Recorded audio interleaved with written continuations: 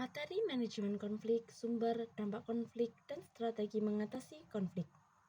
Topik ini sangat relevan dengan kehidupan kita sehari-hari, karena dimanapun kita berada, baik di rumah, kampus, organisasi, maupun di lingkungan kerja, konflik pasti selalu ada.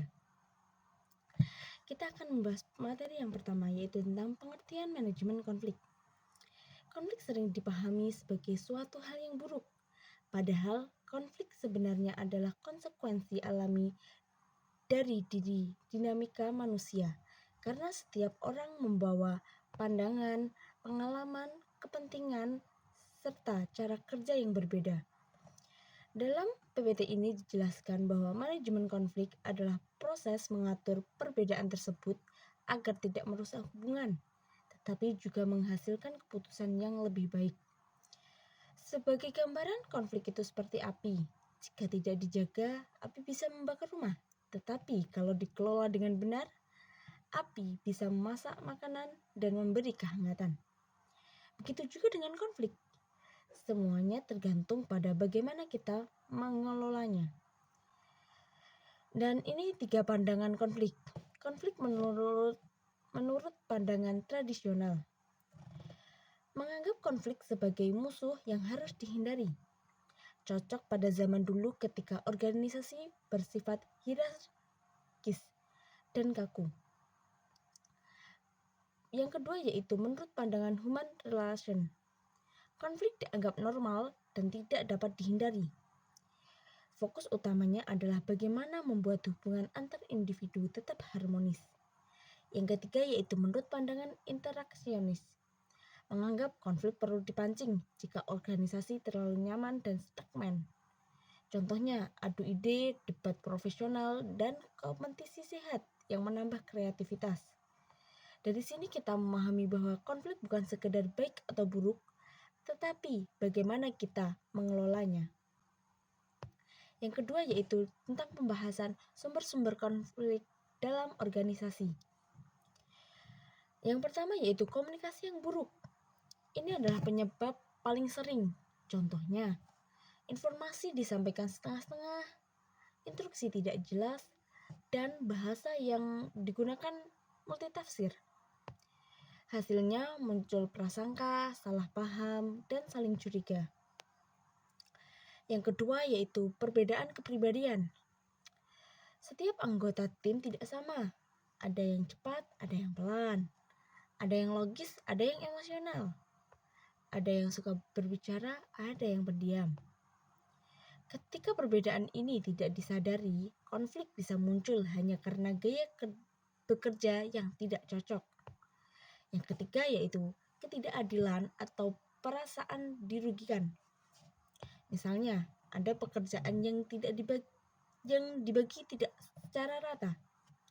Dan juga ada anggota yang mendapat tugas lebih berat. Ada keputusan yang tidak melibatkan pihak terkait, dan ketidakadilan baik nyata maupun dirasakan adalah pemicu konflik yang paling kuat. Yang keempat yaitu persaingan memperoleh sumber daya. Dalam organisasi, sumber daya seperti anggaran, waktu, fasilitas, dan tenaga kerja sering terbatas. Ketika dua tim membutuhkan hal yang sama, maka potensi gesekan meningkat.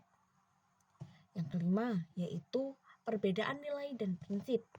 Misalnya, satu orang mengutamakan kecepatan, sedangkan yang lain mengutamakan ketelitian. Perbedaan sistem nilai seperti ini sering menyebabkan perdebatan berulang. Yang keenam yaitu ketergantungan antar tim. Satu tim tidak bisa bekerja jika tim lain terlambat. Ini sering menimbulkan saling menyalahkan. Misalnya, tim desain terlambat, tim pemasaran tidak bisa promosi, dan tim produksi jadi terganggu. Yang selanjutnya, materi selanjutnya yaitu dampak konflik. Konflik memiliki dua sisi.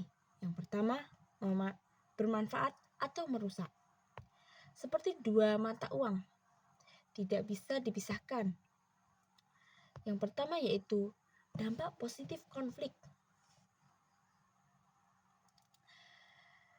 Yang pertama yaitu mendorong evaluasi dan perbaikan. Konflik memaksa organisasi untuk bertanya, sebetulnya apa yang salah atau apa yang bisa ditingkatkan? Ini penting untuk mencegah masalah yang muncul kembali. Yang kedua yaitu menghasilkan ide dan solusi kreatif. Diskusi panas kadang mendorong pemikiran baru. Banyak inovasi lahir dari perbedaan pendapat. Yang ketiga yaitu memperkuat hubungan.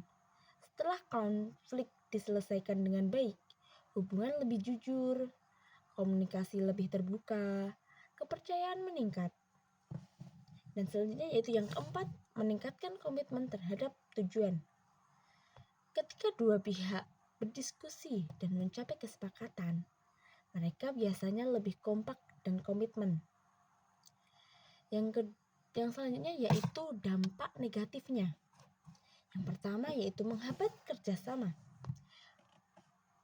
Konflik yang tidak terselesaikan membuat anggota saling menjauhi, tidak mau berbagi informasi, dan memilih bekerja sendiri-sendiri. Yang kedua yaitu munculnya ketegangan emosional. Orang menjadi mudah tersinggung, marah, dan sensitif. Ini berbahaya karena bisa merusak suasana kerja. Yang ketiga, produktivitas menurun. Energi habis untuk konflik, bukan untuk menyelesaikan tugas. Fokus pekerjaan jadi hilang. Yang keempat yaitu saling menjatuhkan. Dalam konflik berat terkadang muncul fitnah, manipulasi, atau saling memojokkan. Ini adalah bentuk konflik paling berbahaya. Materi selanjutnya yaitu strategi mengatasi konflik. Dalam PPT menggunakan pendekatan Stevin 1994 yang terdiri dari 5 langkah utama, yaitu mengenali masalah secara objektif.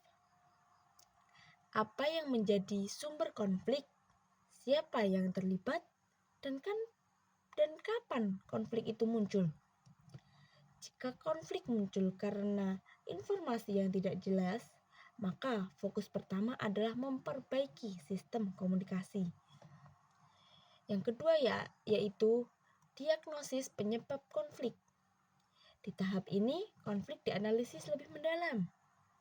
Apakah penyebab perbedaan karakter, atau kesenjangan tujuan, atau ada faktor struktural. Diagnosis adalah kunci, karena solusi adalah salah.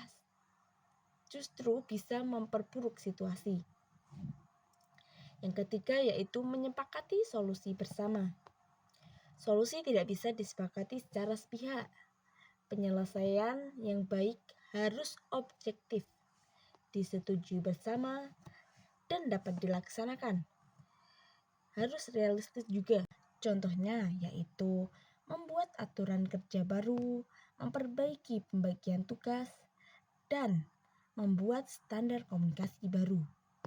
Yang keempat yaitu melaksanakan solusi. Solusi tidak cukup disepakati di atas lembar kertas, harus ada komitmen, kesediaan perubahan, dan kedisiplinan menjalankan keputusan. Jika solusi tidak dijalankan, konflik akan terus muncul kembali. Yang selanjutnya yaitu evaluasi dan pencegahan konflik berulang. Setelah solusi berjalan, perlu dievaluasi. Apakah konflik benar-benar selesai? Apakah ada masalah baru? Atau apakah perlu penyelesaian baru atau penyesuaian? Evaluasi memastikan konflik tidak muncul kembali. Dari semua pembahasan tadi dapat disimpulkan bahwa konflik tidak dapat dihindari, tetapi dapat dikelola, serta konflik bisa membawa dampak positif maupun negatif. Yang selanjutnya yaitu konflik harus dianalisis dan diselesaikan dengan komunikasi yang baik, kerjasama, dan strategi yang tepat. Pengelolaan konflik yang baik akan menciptakan lingkungan kerja yang harmonis, produktif, dan inovatif. Sekian dari saya. Wassalamualaikum warahmatullahi wabarakatuh.